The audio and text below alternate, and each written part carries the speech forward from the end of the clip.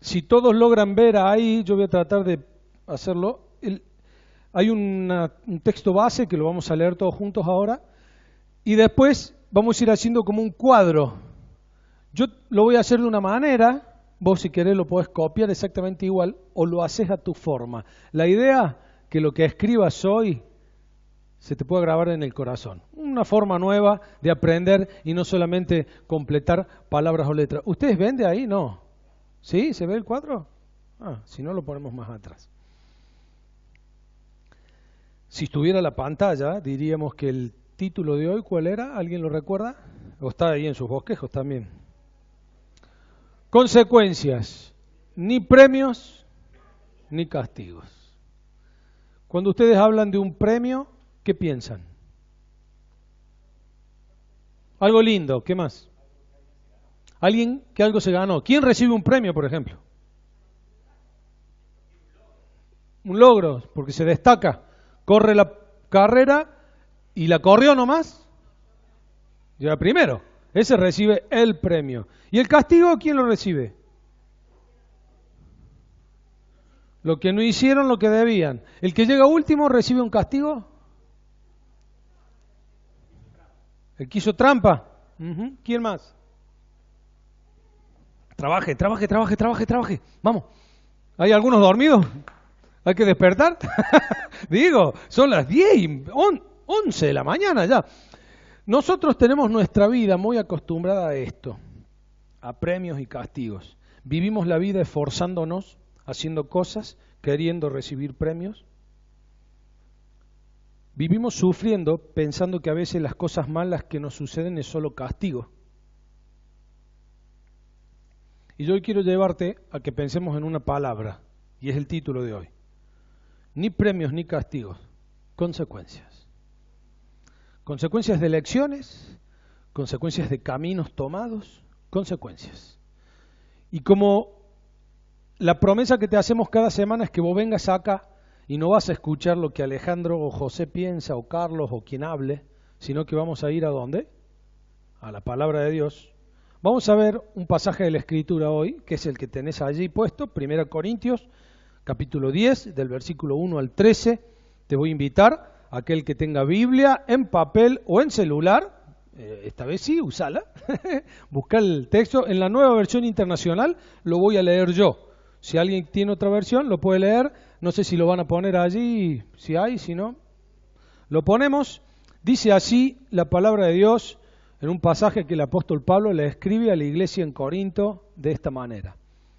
No quiero que desconozcan, hermanos, que nuestros antepasados estuvieron todos bajo la nube y que todos atravesaron el mar. Todos ellos fueron bautizados en la nube y en el mar para unirse a Moisés. Todos también comieron el mismo alimento espiritual y tomaron la misma bebida espiritual, pues bebían de la roca espiritual que los acompañaba y la roca era Cristo. Sin embargo, la mayoría de ellos no agradaron a Dios y sus cuerpos quedaron tendidos en el desierto. Todo esto sucedió para servirnos de ejemplo, a fin de que no nos apasionemos por lo malo como lo hicieron ellos. No sean idólatras, como fueron algunos de ellos, según está escrito, se sentó el pueblo a comer y beber y se entregó al desenfreno. No cometamos inmoralidad sexual, como algunos lo hicieron, por lo que en un solo día perecieron 23.000. Tampoco pongamos a prueba al Señor, como lo hicieron algunos y murieron víctimas de las serpientes. Ni murmuren contra Dios, como lo hicieron algunos y sucumbieron a las manos del ángel destructor. Todo eso les sucedió para servir de ejemplo y quedó escrito para advertencia nuestra, pues a nosotros nos ha llegado el fin de los tiempos. Por lo tanto, si alguien piensa que está firme, tenga cuidado de no caer. Ustedes no han sufrido ninguna tentación que no sea común al género humano, pero Dios es fiel y no permitirá que ustedes sean tentados más allá de lo que puedan aguantar. Más bien, cuando llegue la tentación, Él les dará también una salida a fin de que puedan resistir. Amén. Esto es palabra de Dios. Pablo utiliza un argumento y yo te voy a llevar a que podamos ir armando como un gráfico de lo que él va poniendo y va explicando en este pasaje. Él habla de que hay un pueblo que es el pueblo de Israel y dice que todos estuvieron bajo algunas cosas, ¿sí? Entonces, yo voy a ir haciendo un gráfico, después cuando quede hecho y terminadito, ustedes mismos se van a entender. Vamos a hacer un círculo, si esta es la hoja que vos tenés ahí, podés hacerlo de la misma manera, quizás más o menos por esta altura, ¿sí? Y adentro le vamos a poner todos, ¿sí? Todos. Todos. ¿Quiénes son todos? ¿Alguno queda fuera del todos? No. El apóstol Pablo dice que todos, todo el pueblo de Israel, le pasó algo. Y yo quiero decirte algo muy particular. Cada vez que la Biblia diga que hay algo que está escrito y que es para nuestro ejemplo, ¿cómo debiera estar marcado en tu Biblia? En amarillo, ¿no? Si lo pudiéramos hacer destellar. Si vos estás leyendo la palabra de Dios y lees que esto se escribió para nuestro ejemplo, ¿qué significaría eso? Que le tenemos que prestar atención. Por eso este pasaje cobra relevancia por lo histórico que es, pero también porque el mismo apóstol Pablo, casi 4.000 años después de que eso hubiera ocurrido, menos, 2.500 años que hubiese ocurrido, él lo enfatiza y dice, eso se escribió en la Biblia porque para nosotros nos sirve de ejemplo. Entonces, él dice que todo el pueblo de Israel estuvo bajo. Y acá los quiero ver dibujar. Podés poner la palabra o dibujar, hacerlo como quiera, pero es para que a vos se te grabe en la mente. Tuvieron todos bajo la... ¿Qué estoy haciendo acá? Una nube. Todos tuvieron bajo la nube. ¿Qué significa eso? ¿Qué era la nube? Dice Éxodo 13:21. De día el Señor iba al frente de ellos en una columna de nube para indicarles el camino. De noche los alumbraba con una columna de fuego. De ese modo podían viajar de día y de noche. Está hablando de la salida del pueblo de Israel y la nube. ¿Qué significaba para el pueblo de Israel? La presencia de Dios. Y la presencia de Dios otorgaba protección, cuidado y ¿qué más? Guía, claro. Ante el sol abrasador del desierto, ¿qué los protegía de no ser quemados por los rayos ultravioleta? ¿Se tenían que poner protector? No, estaba la nube de Dios. Y de noche dicen que la amplitud térmica en el desierto era terrible. ¿Qué los protegía y qué los guiaba y los iluminaba? La columna de fuego. Dice que todo el pueblo de Israel estuvo bajo la nube. Ahora, también dice el pasaje, si prestas atención, que todos atravesaron el mar. Y acá yo voy a hacerte un dibujito del mar, que va a ser así y así. ¿Se entiende? Y acá le vamos a poner mar. ¿Por qué lo hice así? Les voy a leer un pasaje en Éxodo 14. Moisés extendió su brazo sobre el mar y toda la noche el Señor envió sobre el mar un recio viento del este que lo hizo retroceder, convirtiéndolo en tierra seca. Las aguas del mar se dividieron y los israelitas cruzaron por tierra seca. El mar era para ellos una muralla de agua a la derecha y otra a la izquierda. Por eso lo hice así. Así quedó el mar. ¿Qué mar? El Mar Rojo. ¡Wow! ¿Alguien recuerda cuándo fue esto? Claro, la noche que salieron de Egipto, después de haber visto las plagas y demás, se habían muerto los primogénitos. Faraón le dijo a Moisés, váyanse, rajen, váyanse. Y ellos van, llegan y estaba el mar. ¿Quién venía atrás? Moisés dice que oró, dice que hizo venir un gran viento. ¿Y qué pasó? Se separan. Pared de agua. ¿Alguna vez viste una pared de agua? Yo he visto en las peceras, pero tiene un vidrio. Yo no sé si algún israelita se habrá animado a meter la mano, pero ¿sabés lo que era ver los peces dando vuelta y vos cruzando por ahí? Dice que era una pared de agua. No había vidrio, ¿eh? Y a donde ellos pisaban, ¿cómo estaba? seco. ¡Wow! ¿Alguien quiere una muestra de poder de Dios? ¿Quiénes lo tuvieron? Todos. ¿Qué significaba para el pueblo de Israel cruzar el Mar Rojo? Libertad. Libertad. Para ellos era la liberación de la esclavitud de Egipto. ¿A dónde entraban ellos cruzando el Mar Rojo? Al desierto. No era la tierra prometida. No. Salían de estar bajo esclavitud. Vos a un judío le mencionas el Mar Rojo y para él es el cruzar el camino que los lleva a la libertad. Dice la Escritura también que ellos fueron bautizados en la nube y en el mar, ¿por quién? Moisés. Ahí escribí el nombre, no me voy a animar a dibujarlo Moisés porque... Pablo utiliza el mismo recurso, en lo cual nosotros decimos que hemos sido bautizados en Cristo. El hecho de ser bautizado tiene que ver ahí con una identificación, porque Moisés, ¿quién fue? El líder, el que los liberó, los lideró y los llevó adelante. Entonces lo pone a Moisés, dice, ustedes tuvieron la nube, cruzaron el mar en rojo porque Moisés iba liderándolos. Fueron bautizados juntos con Moisés. Esa es un poco la idea. Ahora, también el pasaje habla de que hay algo que ellos comieron durante el desierto. A ver si me sale el pan francés. Más o menos, ¿no? Maná.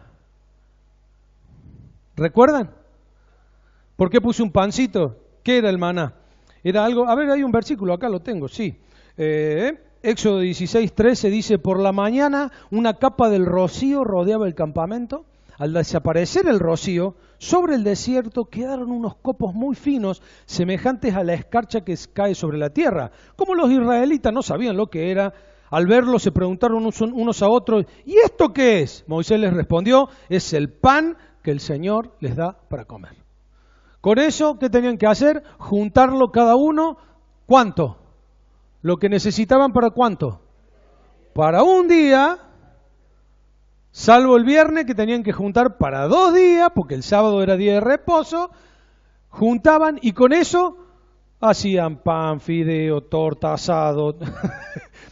¿Qué hay hoy? Maná. ¿Qué hay hoy? Maná. ¿Qué hay? Maná. Comida celestial que los libró. ¿Vos sabés que nadie en el desierto murió por enfermedad? Investígalo. Solo por juicios ejecutados de Dios. Pero ninguno se enfermó en el desierto. Todos murieron de viejos. Porque lo que comían era el alimento dado por Dios y el sustento. ¿Quiénes comieron del maná? Todos. Algunos vivos querían sacar de más y ¿qué les pasó? Se les podría por el otro lado. Y Dios ejecutaba juicio. También dice que ellos bebieron, ¿de quién? De la roca, del agua. Y acá, hace como quiera. A mí lo que más me salió para acordarme es un vasito. Agua. O bebida espiritual. ¿Recuerdan el evento? Estaban sedientos, no tenían que tomar. Y el Señor le dijo a Moisés, toma la vara y reúne a la asamblea y en presencia de esta, tú y tu hermano le ordenarán a la roca que dé agua, así harán que de ella brote agua y darán de beber a la asamblea y su ganado. Y había una creencia popular entre los judíos que esa roca los acompañó durante los 40 años en el desierto. Era simplemente como una idea mística. Lo que sí sabemos es que cada vez que necesitaban agua, Dios se la proveía de una u otra manera. La pregunta es, ¿quiénes recibieron la nube, el mar, estuvieron con Moisés, maná y agua? Todos. Nada de esto escapó a que todos, absolutamente todos lo recibieran. Pero hay una frase ahí que dice,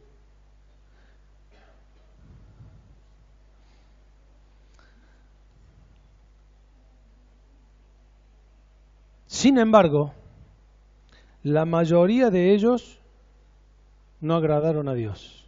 Y yo te voy a invitar, si estás haciendo este mismo dibujito, que hagas una flechita para acá. Y acá podés hacer un círculo que diga la mayoría. ¿Qué pasó con la mayoría? no agradó a Dios.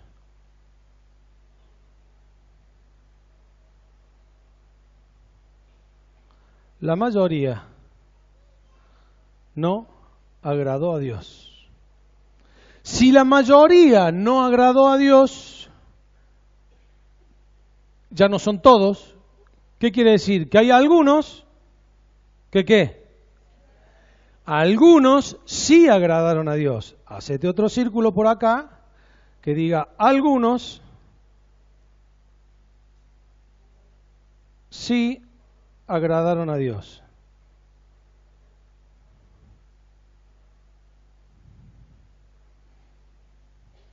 ¿Se lee desde el fondo algo? ¿Sí? ¿Se entiende?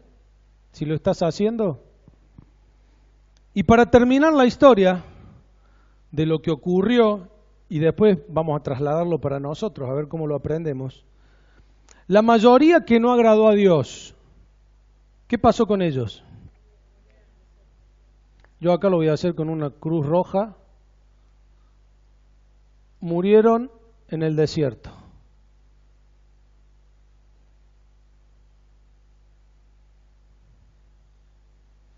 Los que sí agradaron a Dios, algunos. ¿Te animás a decir cuántos fueron? Acá dicen 2. ¿Cuántos salieron de Egipto? ¿Alguien sabe? ¿Se recuerdan? 600.000 personas de a pie. Sí, creo que solamente contando los hombres. Un pueblo de más de 2 millones de personas durante 40 años dando vuelta.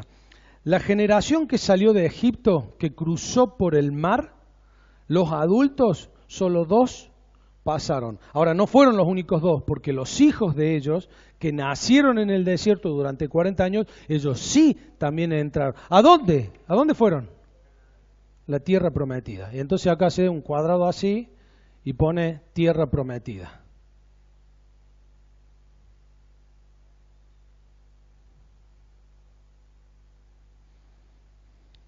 Pregunta, ¿qué significaba para un judío la tierra prometida? La promesa de Dios, ¿de qué? De ser libertados.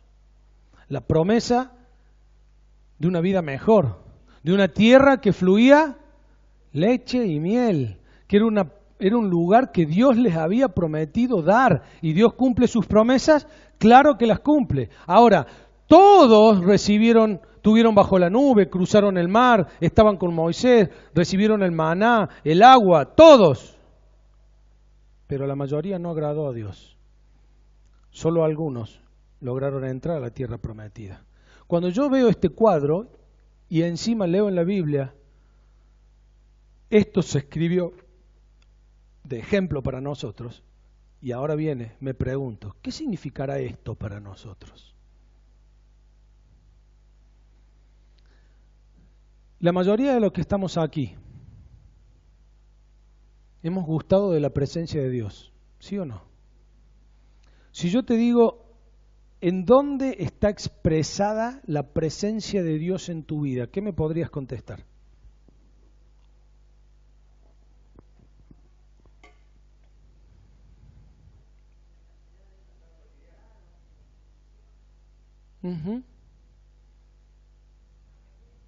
En la obediencia.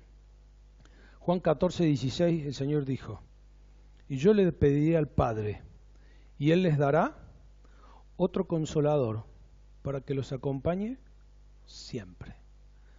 Si has creído en Cristo como tu único y suficiente Salvador, ¿a dónde está la presencia de Dios? Está en nosotros. Está adentro.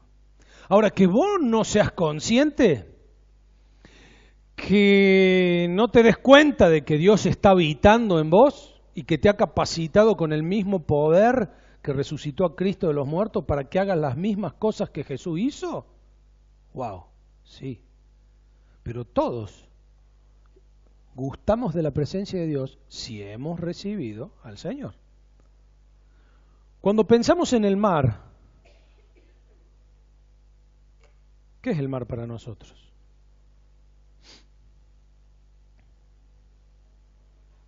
Dijimos que para los israelitas el mar significaba la liberación.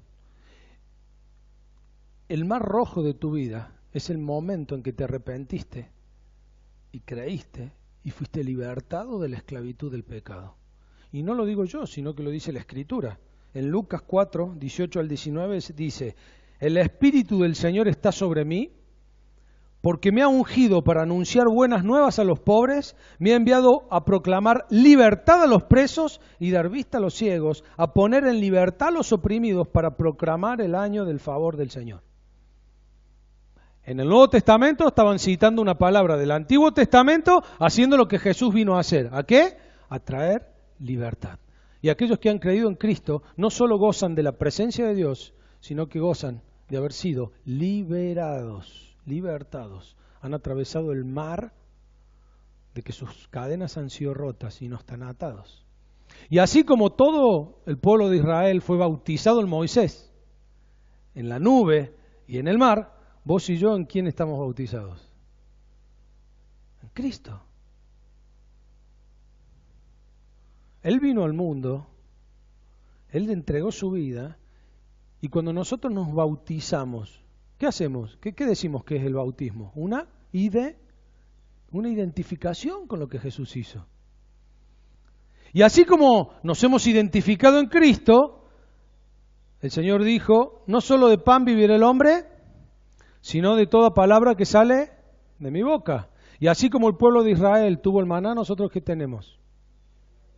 La palabra de Dios. La palabra de Dios cambia, pasa. ¿Me la puedo comer toda junta, la palabra de Dios?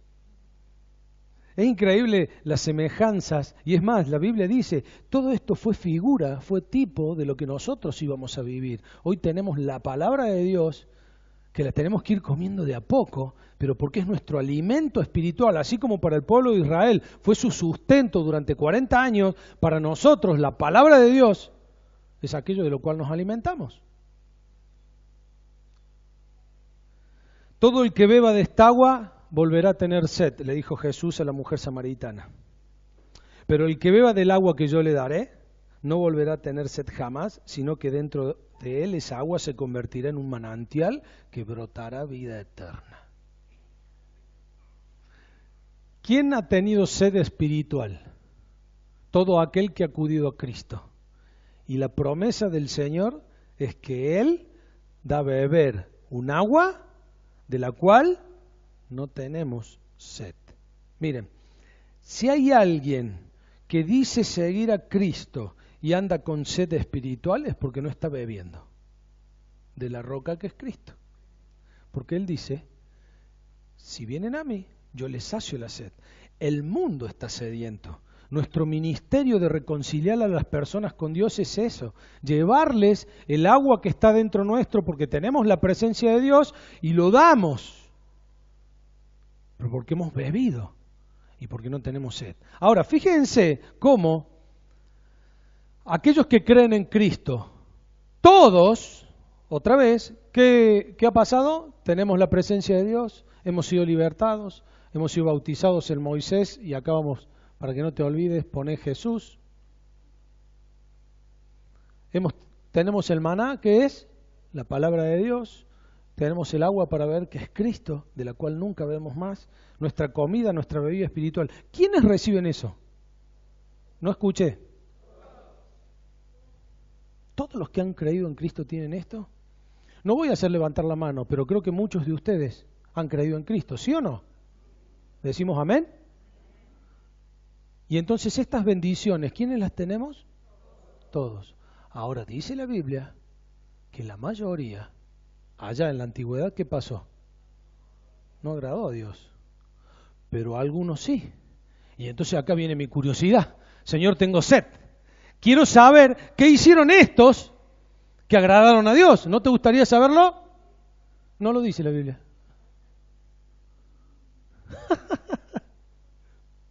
No lo dice la Biblia. ¿Sabe qué dice la Biblia? Lo malo que hicieron estos. Porque a Dios le encanta hacernos jugar, ¿no? Entonces, por ahí no te dice la receta, porque si tuviéramos una recetita muy práctica acá, capaz que haríamos algo que... Dios dice, no, yo te voy a decir 4 cosas que hicieron en la antigüedad por los cuales no agradaron a Dios. Y todo el mensaje de hoy, cómo pasó el tiempo, a mí me gustaría que te quedaran las 4 lecciones que nos deja el pueblo de Israel, que nosotros no debemos hacer. Qué duro, ¿no? Vos sabés que hay gente que habla de esto, de este pasaje, algunas corrientes evangélicas, diciendo de que, ojo, por más que todos hayamos bebido, no todos vamos a vivir en la tierra prometida. Y saben, yo creo eso.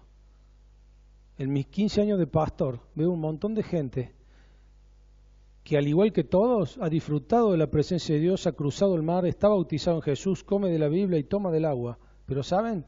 Vive una vida amargada, no está en su tierra prometida, no está disfrutando de lo que Dios preparó para esa persona. Está dando vuelta en el desierto y vuelta y vuelta y vuelta y vuelta y vuelta y vuelta y nunca cruzan el Jordán, porque después el pueblo de Israel cruza otro río, pero no es el Mar Muerto, el Mar Rojo, perdón, sino es el Jordán.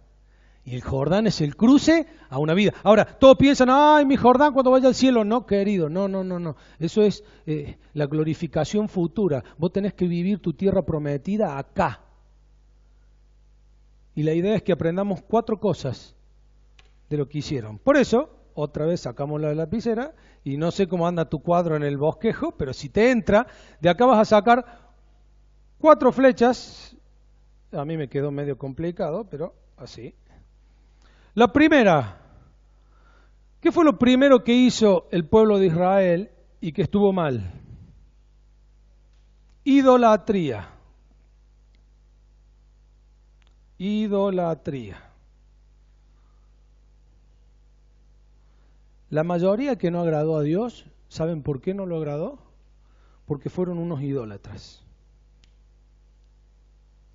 ¿Qué es la idolatría?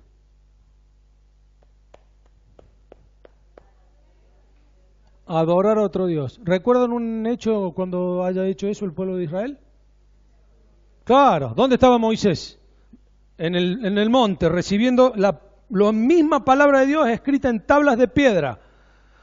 Se está demorando mucho, Moisés. 40 días lleva a dar, se está demorando mucho. Y bueno, y dice Aarón, no sé, eché y salió un becerro. Qué mentiroso, no le salía ni mentira a Aarón, ¿no? Porque eché el oro que teníamos acá y salió un becerro. Dice que se entregaron al desenfreno, armaron toda una fiesta. ¡Ah, este becerro es el que nos hizo cruzar el mar! Todo lo que ocupe tu adoración, todo lo que ocupe el lugar de Dios en tu vida es idolatría. ¿Qué lugar debe ocupar Dios en tu vida? Contéstenme algo, gente. El único, el primero, el más importante, todo eso junto. El primer lugar, el más importante. Todo lo que ocupe el lugar de Dios, si tu adoración es para Dios, tu adoración no puede estar en otro lugar, porque en ese momento es idolatría. Ahora, hoy nosotros vivimos en la cultura en donde muchos reemplazamos a Dios por el materialismo. Y resulta que el primer lugar en mi vida lo tiene el materialismo, el consumismo. Cuidamos más el auto que mi relación con Dios. Cuido más las paredes de mi casa que la relación con Dios. Miren, si la gente tratara a Dios como trata el celular nuevo que se compró, seríamos mejores cristianos. Bueno, hay algunos que el celular lo tienen hecho bolsa, ¿no? Se le cae al piso, todo partido. Ese no lo tomen de ejemplo. Pero somos materialistas, consumistas. Y ¿saben? Eso muchas veces en nuestra vida ocupa el lugar que a Dios le corresponde. Otros están en el desenfreno de un buen empleo, de una profesión, de una carrera, de un trabajo. Y es recurrente ver a hermanos, ver a estos todos que han gozado de la bendición de Dios, pero ¿saben? Ponen en primer lugar el trabajo, ponen en primer lugar la profesión, ponen en primer lugar al estudio. Y con esto no estoy hablando de que a través de tu vida va a haber prioridades que vos vas a tener que acomodar, que hay épocas de tu vida donde vas a darle más prioridad al estudio, más a la familia, pero hay gente aún hasta que convierte a la familia en su Dios. Hay gente que no viene a disfrutar de un culto en donde adoramos a Dios y le cantamos a Dios porque dice, necesito tiempo con mi familia. Y reemplaza la adoración que tiene que ir para Dios por la familia. ¿Saben cómo se llama eso según la Biblia? Y el que comete idolatría, ¿qué pasa? ¿A dónde no va? No entra a la tierra prometida. No disfruta de esa vida que Dios preparó. ¿Estoy siendo muy duro o es lo que dice la Biblia? Es lo que dice la Escritura. Por eso traté con este gráfico de que entiendas que aunque todos vengamos acá y cantemos los domingos, aunque todos levantemos las manos, aunque todos tengamos la Biblia, aunque todos comamos del maná, aunque todos veamos de la roca que es Cristo, si hay algo de idolatría en tu Biblia, en tu vida, no estás agradando a Dios.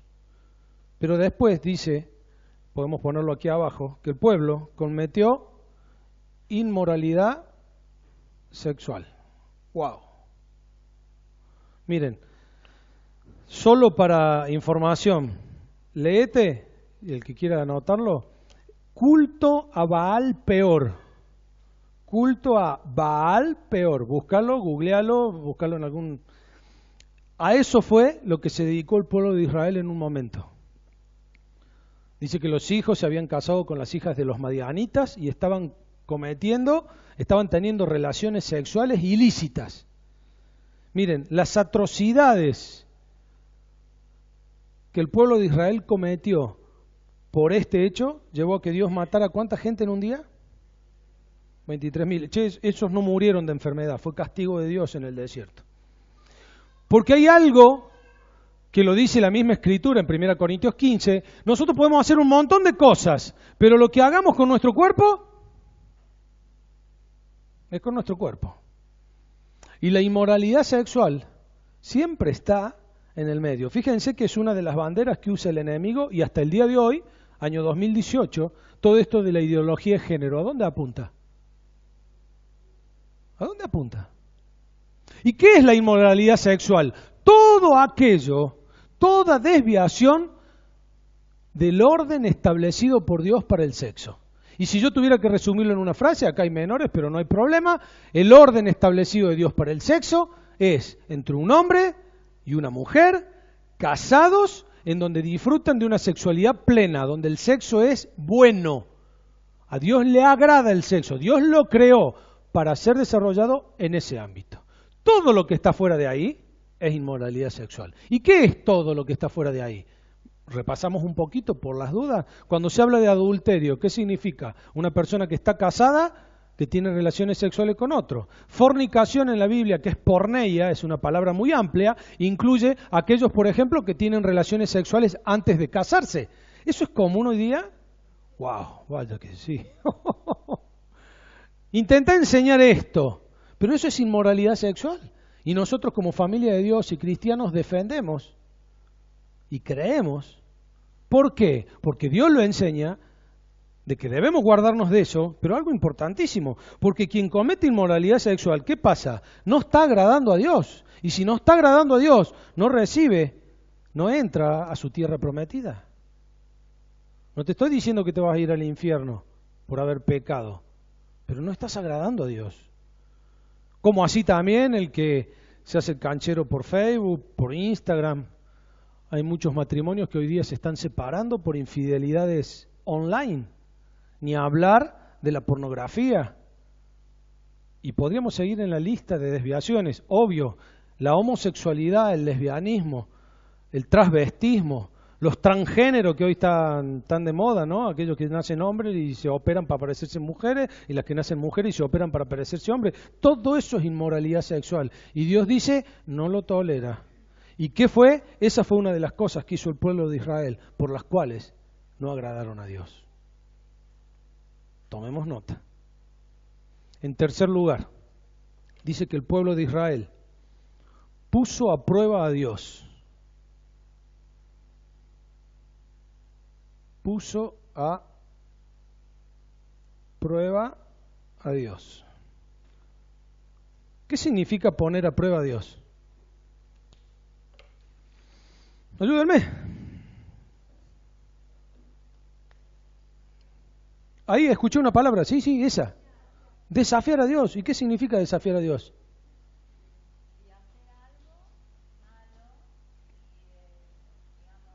Hacer algo malo y decirle, a ver Dios, si es cierto que me vas a castigar, ¿sí o no? Eso es desafiar a Dios. El pueblo de Israel lo hizo.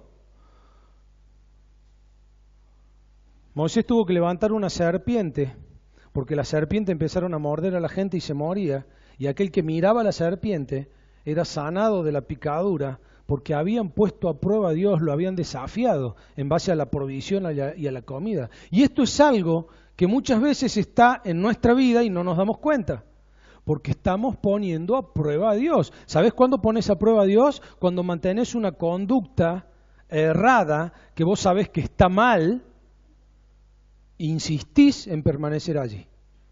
Ahí lo estás poniendo a prueba a Dios. Porque hemos escuchado tantos mensajes del amor y de la misericordia de Dios que nos olvidamos de que Dios también es justo. Y Dios ejecuta justicia muchas veces en la muerte, ¿sí o no? Sí.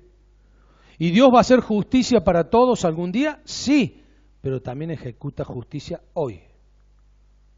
Y hay muchos que están dentro de los todos, que recibieron todo esto de Dios y saben, lo están poniendo a prueba a Dios cada día, porque insisten en pecar, insisten en elegir caminos, insisten en conductas de vida que no son las que Dios aprueba. ¿Querías saber cómo ser alguien que agrada a Dios? No tengas ídolos, no pongas a nada en el lugar de Dios. No cometas inmoralidad sexual, mantenete lo más alejado de esto, huí, dejá la ropa, salí corriendo como hizo José, ¿recuerdan?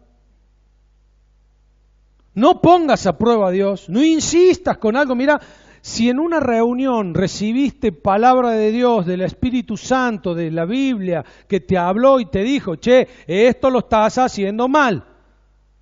No acumules castigo para tu vida poniendo a prueba a Dios, sosteniendo esa conducta o ese camino. Y por último, ¿qué hizo el pueblo de Israel que no agradó a Dios? Murmuraron contra Dios. ¡Wow!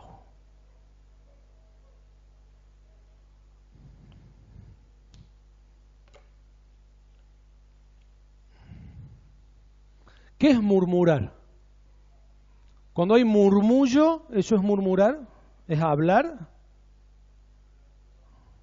¿Qué es murmurar? A ver si sabemos la definición.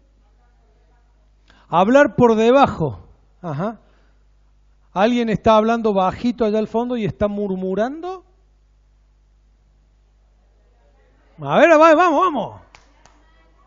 Hablar mal de alguien. La murmuración es hablar mal de alguien a espaldas de ese alguien. Por eso se habla de que el murmullo es algo, no me vaya a escuchar Lucas que estoy hablando de él. Sí, mira que hay chisme que ya no lo murmuran, lo publican en Facebook. Eso no es murmuración, ojo. Hay algunos que les gusta hablar mal de la gente de frente y eso no es murmurar, es el que habla por lo bajo. Ahora, no vamos a ir a todos los pasajes, solamente te hago recordar. Aarón y María murmuraron ¿contra quién?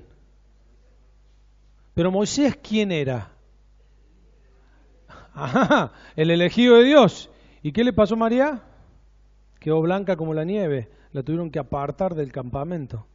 En otra parte de la Biblia leemos que todo el pueblo murmuró contra Moisés y Aarón porque estaban con hambre. Y acá hay algo que tenemos que entender. El murmurar contra alguien en autoridad puesta por Dios es murmurar contra Dios. Y murmurar contra Dios tiene castigo. No estás agradándolo a Él. Wow. Y murmurar, aunque más de uno dice, no, pero esto es una crítica constructiva. Se ríen porque lo han escuchado más de una vez. ¿Viste la Ale que está al frente de la Yoat? Mira, yo tengo una crítica constructiva. Y en vez de irse a decir a la Ale, la hablo con todos los demás líderes. ¿Eso es una crítica constructiva? ¿Qué sería eso en base a lo que acabamos de ver? Murmurar. ¿Y qué pasa con el que murmura? ¿No qué? No agrada a Dios. ¿Y el que no agrada a Dios? ¿Querés saber cómo agradar a Dios? Desterra de tu vida la murmuración. Miren, yo esta semana analizando este pasaje dije, Señor, ¿cuánto hay en unos pocos versículos de tu Escritura que nos llevan a vivir una vida que a vos te agrade? Yo quiero vivir acá, en mi tierra prometida. Vos sabés que mi tierra prometida no es la tuya. Cada uno tenemos distintos lugares. Dios nos ha dado propósitos distintos a cada uno de nosotros. A Lili, a Lisi, a Mara, a Cami, a Mili, a Lucas, a Mary. A cada uno de nosotros Dios tiene una tierra prometida para vivir. Porque Él te ha dado su presencia, te ha libertado, has sido bautizado en Cristo, te da su palabra y te da de beber de Cristo cada día para que vos puedas ir a esa tierra prometida y vivirla y disfrutarla porque Dios te lo ha dado. Él quiere que seas cabeza, que vayas al frente, que seas un ejemplo. Y el apóstol Pablo dice, gente, esto se escribió porque necesitamos que sea de ejemplo para nosotros. ¿Y cuál es el ejemplo? Que hay muchos en el pueblo de Israel que no agradaron a Dios porque fueron detrás de la idolatría, de la inmoralidad sexual, pusieron a prueba a Dios y murmuraron contra Él.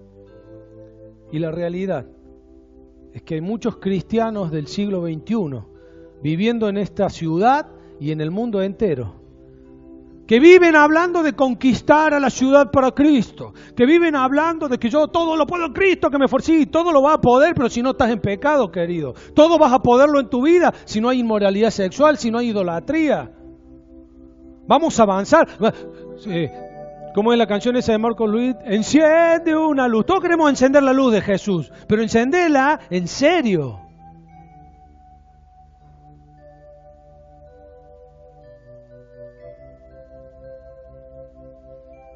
¿Y sabés qué es lo lindo de esto y que nos diferencia del pueblo de Israel? Es que a partir de la venida de Cristo, que es la gracia, es el don, el favor de Dios para nosotros, aún si en este diagrama de flujo sería, vos has tomado este camino equivocado y por alguna de estas 4 razones vos te encontrás en este grupo que no está agradando a Dios, hoy Él te da la oportunidad instantánea ante tu arrepentimiento y pedido de perdón de pasarte a este grupo. ¿Cuándo? Hoy. Juan 1:9 dice que si nosotros confesamos nuestros pecados, Él es fiel y justo para perdonarnos de toda maldad y lavarnos de todo. Por eso a mí me encanta hablar de Jesús, porque Jesús es un Dios de oportunidades. ¿El pueblo de Israel tuvo oportunidad de cambiar? No. Y ¿saben una cosa? Cuando Dios le dijo a Moisés, Moisés, decile a la roca que dé agua para que el pueblo beba. ¿Qué hizo Moisés? ¿Le habló a la roca? No. Acá el que manda soy yo, dijo Moisés. ¡Pum! Le pegó a la roca. Y Dios le dijo, por haber golpeado la roca y no haberla hablado, como yo te dije, no vas a entrar a la tierra prometida. Eso era la ley. Por eso cuando Jesucristo vino y dijo, yo he venido para cumplir la ley, pero Él es más que la ley, Él es la gracia de Dios. Nosotros hemos infringido la ley, pero tenemos la bendición de poder entrar a la tierra prometida, pero tenemos que abandonar estas cosas, querido. A veces sueño y pienso con una iglesia llena, y saben, no me imagino nunca en este lugar, porque este lugar es muy chiquito. Ah, bien, quería escucharlo. Es chiquito este lugar. El sábado pasado lo dejamos chiquito y pronto vamos a tenernos que ir de acá y buscar un lugar más grande, con una iglesia poderosa, pero nunca vamos a brillar con la luz de Jesús si cada uno no está viviendo en su tierra prometida. Hay gente que hace 1 año, 2, 3, 5 o 20 de cristiano. ¿Y saben? Acá están dando vuelta en el desierto y van y vienen y van y vienen y lo ponen a prueba a Dios y murmuran y otra vez acá y otra vez acá y otra vez acá. Desterra esto de tu vida y pasa a vivir en tu tierra prometida. Ese es el mensaje que hoy Dios trajo para nosotros. Esto que acabas de armar, no sé si alguno usó la página en blanco de su bosquejo, se llama mapa mental. Es probable que de acá a un tiempo, aún con esos gráficos, vos lo puedas explicar a otros, para que todos podamos vivir la realidad de estar en nuestra tierra prometida. ¿Alguien siente que este es el momento de ponerse a cuenta con Dios? ¿Alguien siente que alguno de estos puntos, Señor, sí, yo estuve murmurando, Señor, la verdad que con eso te puse a prueba, Señor, sabes de este evento en mi vida? Ninguna de estas 4 cosas te descalifica para entrar a la tierra prometida. Al pueblo de Israel sí le pasó eso. Murieron y no pudieron entrar. Pero vos en Cristo tenés la oportunidad de sí entrar a la tierra. ¿Cuándo? Ahora. Cerrá tus ojos y toma este tiempo para ponerte a cuentas con el Señor. Yo no conozco a cada uno. Sí sé algo, que el Espíritu Santo de Dios está en tu vida y en este momento está trayendo a tu memoria aquellas cosas que debes poner a los pies de Jesús, pedirle perdón para poder entrar a vivir lo que Él preparó para vos. Y esa es la idea, que hoy lo puedas empezar a vivir y disfrutes de la gracia, el perdón y la misericordia de Dios. Te doy un tiempo para que ores con el Señor.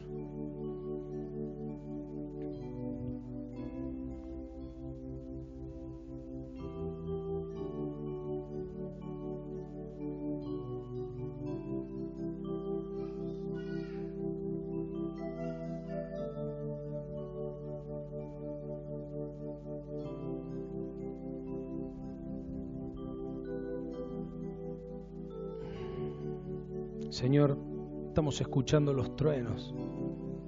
Cada vez que escuchamos rugir el cielo o la tierra, nos recordás lo pequeñito que somos. Pero aún, Señor, que todo lo que ocurre está bajo tu control. Señor, todo, no escapa nada a lo que vos permitís o no permitís hacer. Señor, gracias por la oportunidad de estar aquí esta mañana, gracias por tu palabra. Señor, quiero agradecerte por este ejemplo bíblico que está en la Biblia, Señor, para nuestra enseñanza, para que nosotros aprendamos.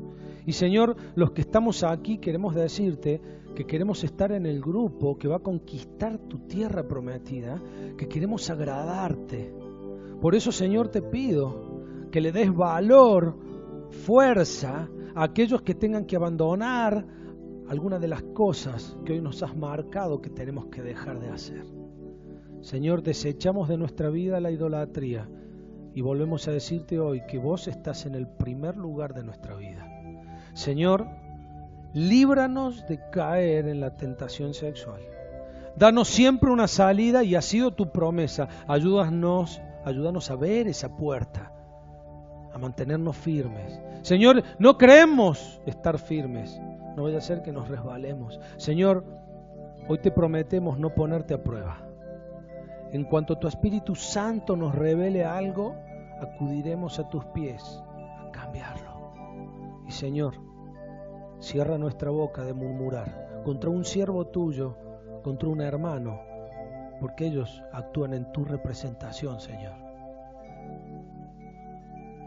Nos comprometemos a no murmurar de la iglesia. Perdónanos por todas las cosas que hemos dicho, aún de nuestra congregación, creyendo que nosotros no somos parte o que vos no tenés nada que ver.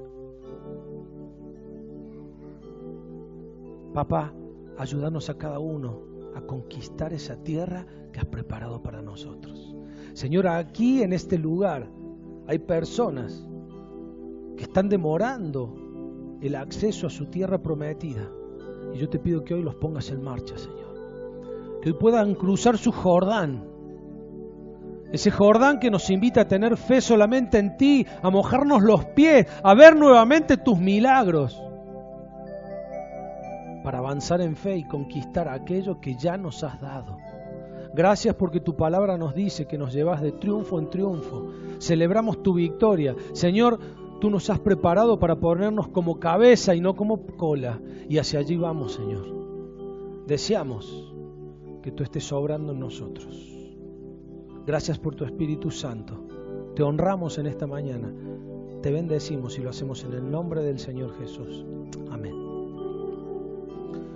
La elección de por qué camino vas a seguir está solamente en vos. Vas a estar entre los que agradaron a Dios y llegan a la tierra prometida, o entre los que no agradaron a Dios y se quedan dando vuelta en el desierto. Canaán es mucho mejor. Vamos todos para allá. Que el Señor te bendiga.